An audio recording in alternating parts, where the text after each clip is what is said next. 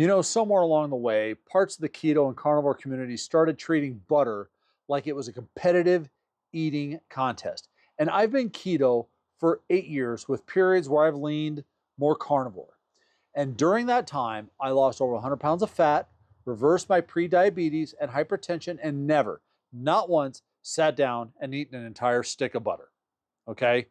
Now, have I put butter in my coffee to make bulletproof coffee? Absolutely. Matter of fact, I still do it once in a while. And when Starbucks introduced its olive oil coffee a couple years ago, I even made my own version with coffee, heavy whipping cream, and extra virgin olive oil because I like olive oil. And I thought it was an interesting way to incorporate another healthy fat into my diet. But eating an entire stick of butter? Hell no. Here's why this matters, okay? When eating a stick of butter becomes the image people associate with keto or carnivore, it cheapens two ways of eating that generally have helped millions of people improve their health. And instead of talking about reversing metabolic disease, improving body comp, and building healthier habits, we're left arguing over internet stunts. So let me clear something up. Keto isn't a butter eating contest, and neither is carnivore, okay? The problem isn't butter. The problem is misunderstanding what fat is supposed to do.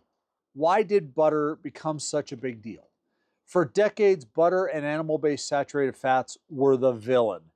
Many of us grew up believing that butter, eggs, and saturated fat were foods to avoid. Then people discovered ketogenic and low carbohydrate diets and realized they didn't have to fear butter anymore. And you know what? That's a good thing. I mean, personally, I believe butter is a far better choice than margarine or canola oil or any seed oil. I mean, I cook with butter. I cook with ghee. I cook with tallow.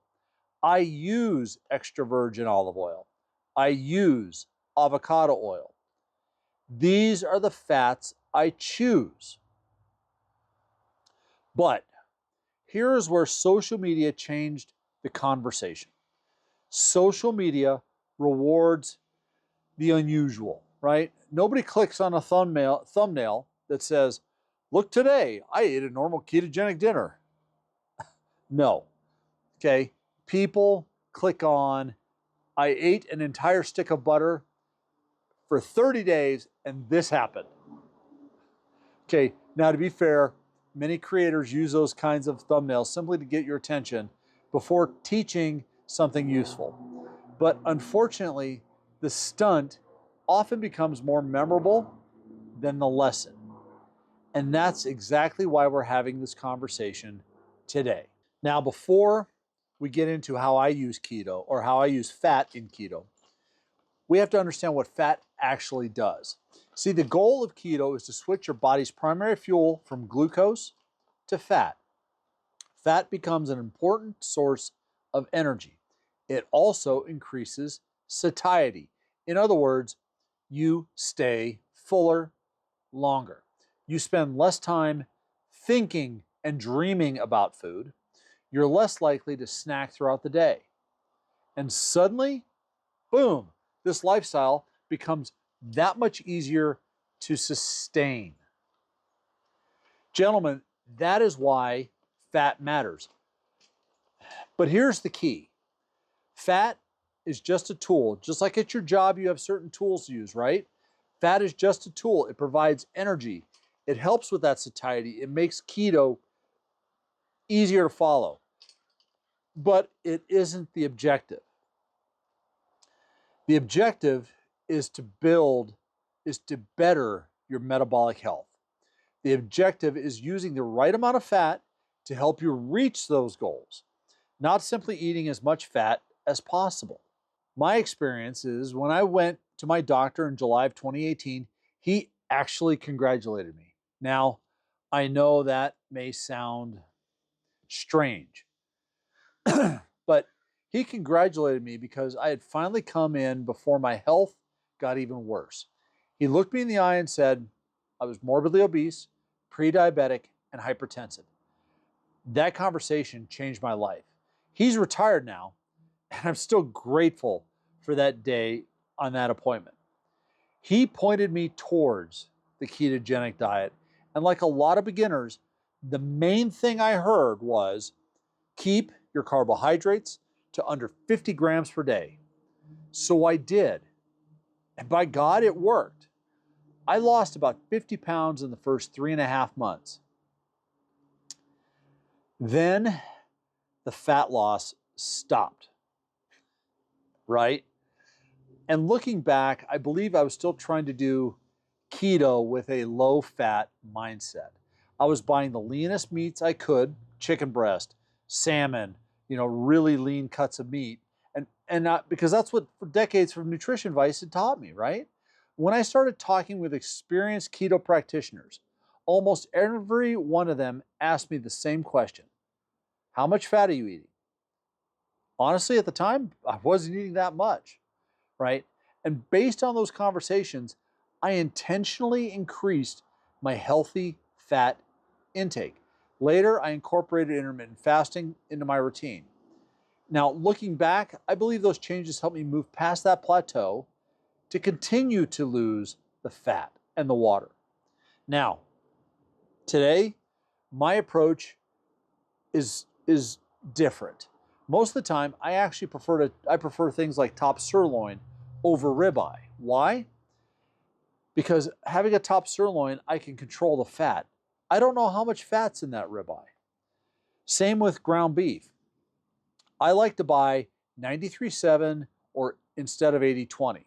Same with bison. I buy bison a lot of times, ground bison over ground beef. Why? Because I can control the fat.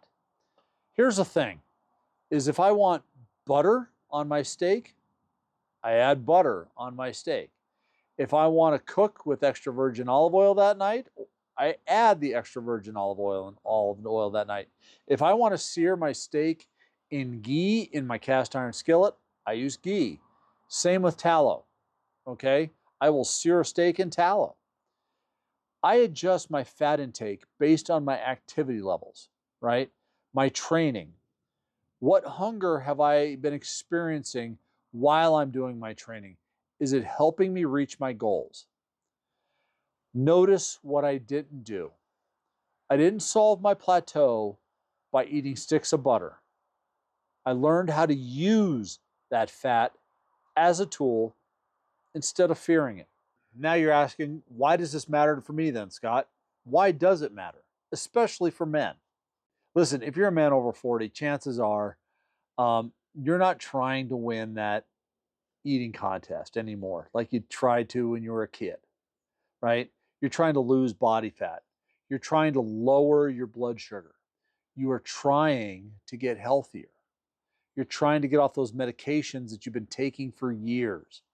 You're trying to have enough energy to get up in the morning, take care of your family, maybe enjoy retirement someday, and become the man you're capable of becoming.